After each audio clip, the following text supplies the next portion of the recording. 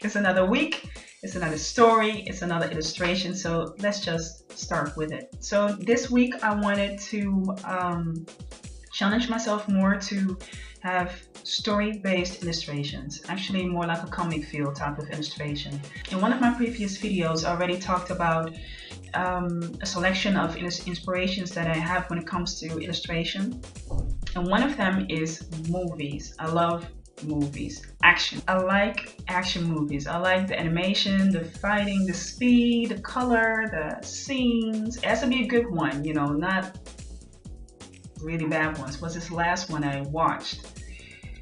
And that one was really crappy. The whole story just was all over the place. But movies like, for instance, Kill Bill from Quentin Tarantino, that one really, you know, it has something to it. I've seen all the parts of it.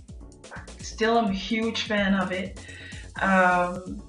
When the DVDs were more into, you know, they were more the trend, I bought all the DVDs and watched them over and over and over again.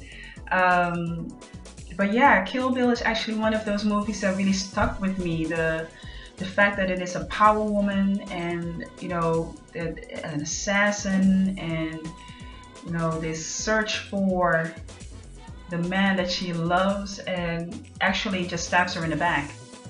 You know, great storyline, great way of filming the movie. The scenes were really, you know, really just vibrant and animated, and, you know, those things really stick with me. So one of the goals that I have as an illustrator is to really work on having illustrations that are, you know, vibrant, they are colorful, or they really speak to the imagination, they tell a story. And where I first really started with characters or abstract, you know, ideas that I had, now I want to as well experiment with story-based illustrations, comic type of illustrations where I tell a story. So one of the illustrations that I made, this one that I'm going to show later on, is based on that movie, Kill Bill. And not like straight from the movie, I'm putting it on paper, but just like the inspiration of it, the fact that there are assassins and the search to that one person they are looking for. You can see some of it in the illustration. For me, I think it was a really good start just to experiment with that, to look deeper into what I can do instead of just making characters and that's it. I always, you know, I mean, there's nothing wrong with just making characters, but it's just a step further for me to put those characters really into a storyline, because I feel that I'm tending towards that as well. It's something that I find very inspiring and very fun to do as well, and also very challenging, because how do you tell a great story? How do you tell something that can be, you know, I'm not using any words in illustration. How can it be then imaginative enough for you to figure out what it is about? So it definitely is a challenge. And also working with colors and having a scene, that's another challenge that makes it just a little bit more difficult to create a story-based illustration instead of just a character. A character can be put in anything and everything. It's just the character that you see. But when you have the character within a scene, in the back of an alley, or walking down the street, or it's in a fighting scene, it's just so different, because you have many more elements that you have to keep in mind. So for me, this is a fun challenge. It's something that I really love to do. Of course, marker girl, I love to work with markers. I won't talk too much because I love to talk, but yeah, this illustration was just something that I wanted to do because I love movies, and I really wanted just to make something that was story based and comic, you know, just this comic type of feel. Maybe I just write a comic. Just want you to sit down, enjoy, and watch the video.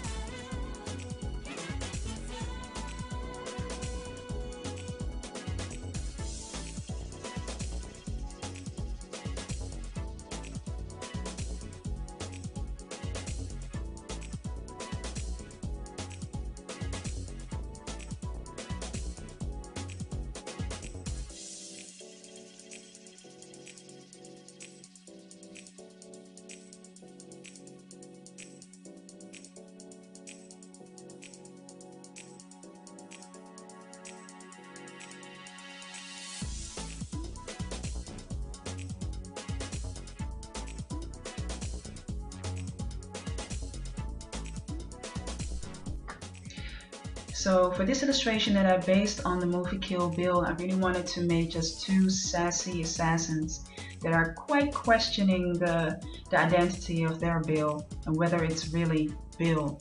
So I chose to use the Winsor and Newton markers. These markers are markers that I don't really use that often. I'm more of a Copic type of girl, but these markers were pretty, they're awesome to work with. They're not refillable, but the colors are just as vibrant. They are really nice to work with, great quality. I cannot say that much about the usage of the markers as for longevity, so I hope that I will be able to use them as long as I can. What I also did is that I didn't work on Bristol paper or marker paper. Normally I do, but for this illustration I choose just to work on sketching paper. The disadvantage of using sketching paper is that the ink will be absorbed a lot more than on marker paper or Bristol paper, and because the ink is absorbed differently, the look and the feel of the illustration will also be different. You will definitely see where you start and end with the marker. So but for this illustration I just really wanted to get into the fact of story building, and for the next project I definitely will look into having paper that will absorb the ink a little bit slower, not that much as sketching ink. But the positive side of it is that it does have a different feel to it. For me it really did give that comic feel to it, and not that I mind actually to see the difference where I start or began with the ink. But I think if you really want to have a professional outlook for it, it will matter. So definitely for the professional outlook, using the right type of paper will give a different look to your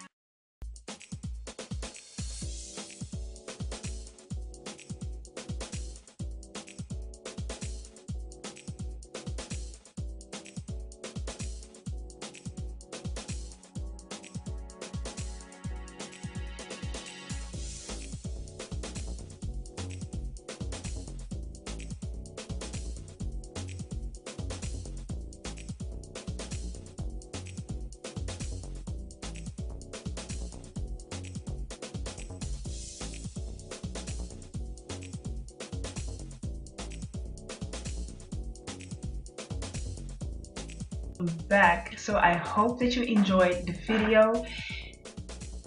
Not too much talking to the video, like I said, but you know, it's just having that inspiration, sharing that good feeling about it, and enjoying what you're seeing. So you can follow me on one of the many social media platforms that I'm on: Instagram, Facebook. You can send me an email.